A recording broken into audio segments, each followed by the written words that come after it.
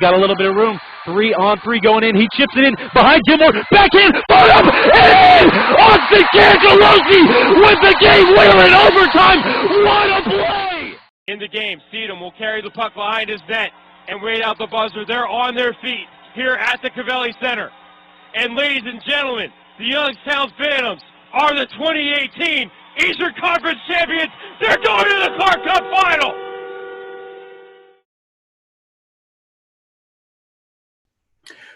Welcome, Phantoms fans, to episode number 10 of Hockey People on the Computer Getting Coffee, brought to you by Dunkin. I'm Matt Lipsack, the voice of the Youngstown Phantoms, and I am joined today by the third leading scorer in Phantoms history, member of the San Jose Barracuda, Max Letunov. Max, how are you, man? I'm great. How are you? I'm doing great, man. Thanks for asking. So what have you been up to since the AHL shut down? It's pretty much like everyone else, just staying home, staying safe, and just trying to, do my part and keeping myself busy at home the most I could. Just been working out, and that's about it. You led the Barracuda in scoring this past season, so congrats on a great season. Your second year in pro hockey. How do you feel like the season went for you? I know, obviously, you didn't get the team results, but excuse me, how do you feel that it went for you? Yeah, I mean, it personally went great. Like you said, I was first in points. Got called up for 3 games this year as well. So that was a great experience. As a team, it didn't go as well, but we had a pretty young team, and at the end of the season, we started come together, and that's when this whole thing started, and the season kind of got shut down. You talked about the 3 games that you did play in the NHL this season, scored your first goal. Take us through that week, and take us through the goal as well. I mean, obviously, you don't have far to travel. The Barracuda and the Sharks share the same building for now, but tell us what the experience was like, being on the other side of the hallway. It's been different. It's something you dream about your whole hockey career, and you finally get there, and it's a lot of excitement and anticipation, and I was very nervous my first game, but after a couple of shifts, it became normal, and I was just enjoying the moment. And the second game, I was just playing my game, and got a nice rebound and was able to put it in the net. That's awesome, man. Well, so a former teammate of yours, Kiefer Sherwood, playing down in San Diego in the Anaheim organization. Have you gotten to see him at all away from the rink the past couple of years? And what's it like going up against him on the ice? Yeah, it's we were close friends in Youngstown, and always follow each other's careers, and always after games in San Diego or when they play in San Jose as well. We see each other after the games, and just check in and see how the things are going. So it's been going well for him. So I'm really happy. Kiefer, of course, also getting to spend a little bit of time in the NHL as well the past couple of years. Max, is California traffic really as bad as they say? It's pretty bad in the mornings. Always in traffic. Always got to leave early. There are certain times you don't want to be on the road, but it gets busy. But for the most part, it's all right. So let's bring it back here a little more local. Let's talk about your time with the Phantoms. You were here for 2 seasons. What was your favorite memory from your time that you spent in Northeastern Ohio?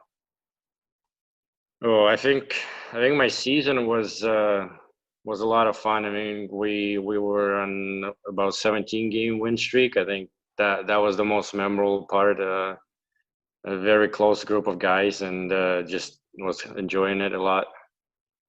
So you mentioned the 17-game win streak. Like, what's it like walking into the arena and, in the USHL, that's not losing a game in like 2 calendar months. How's that feel walking into the arena every day knowing, okay, we got this?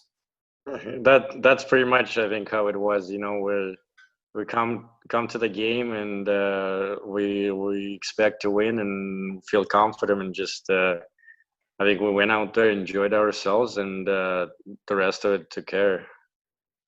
So you were part of the team that, like we said, won 17 games in a row, won the Anderson Cup that year. But the year before, that was the worst team in Phantoms history. You guys only had 40 points for the entire season. So compare the two teams for me. Like, what was different between 13-14 and 14-15? Was it just that, guys together growing a year older, or what was the difference for me?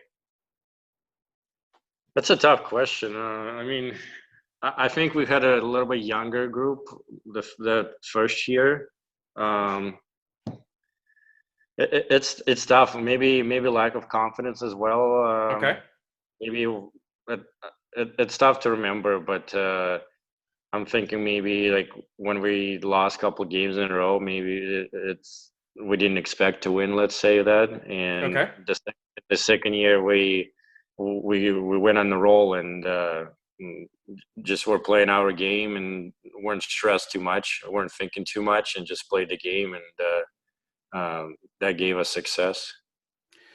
What can let me? I'm going to let you give a shout out to your billet families from the Phantoms, because obviously the USHL can't exist without our billet family. So I'm going to let you give your billet families a shout out right now. Yeah, well, I'll give a shout out to my own family, because that's who I stay with for my years. That's awesome.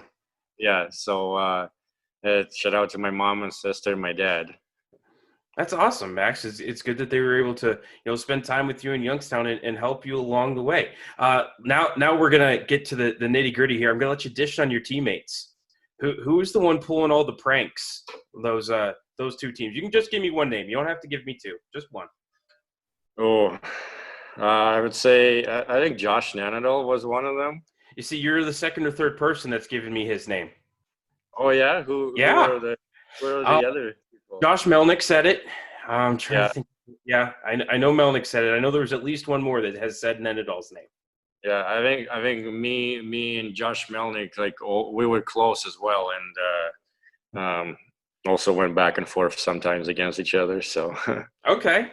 All right. And anybody always running late to practice, late to the bus?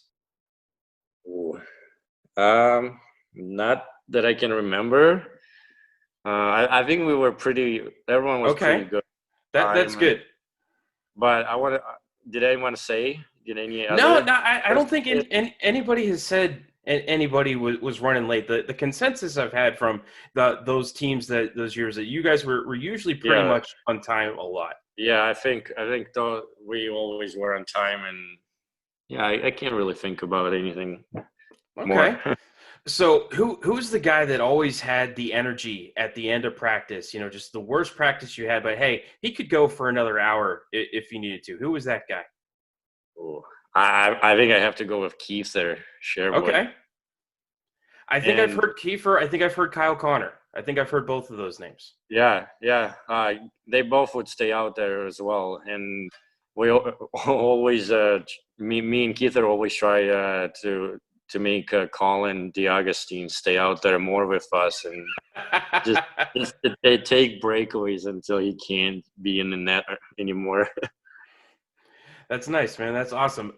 So it was you guys left out there. Who would just be the last guy off the ice? Like, okay, everybody else is gone, but just this one guy. You gotta maybe give him the keys. Tell him to turn the lights off when he's done.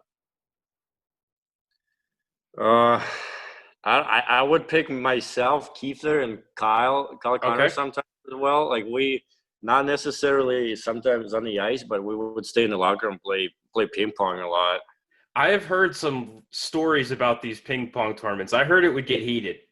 Yeah, those games get heated, and I don't want to lose. They don't want to lose, so it just keeps going and going, and then it's already like 6 o'clock, and you need to go eat dinner or something. Or it was homework for me, so I had to leave at some point. Okay, yeah. Who snored the loudest on the team bus? I don't think I heard any snoring, because I would be the one always sleeping. So I can't even tell you. Oh, see, that's nice. So you're the first one to sleep, so you don't have to worry about it. Yeah, exactly. I didn't have to worry about that. I just shut my curtain and slept the whole ride. Now, see, I always have the worst time falling asleep. So the snoring would keep me up. So this is always something I'm interested in. But you're a lucky guy, Max Letunov, falling asleep that Yeah, quick. well, I mean, it was already loud on the bus just from driving, so Okay.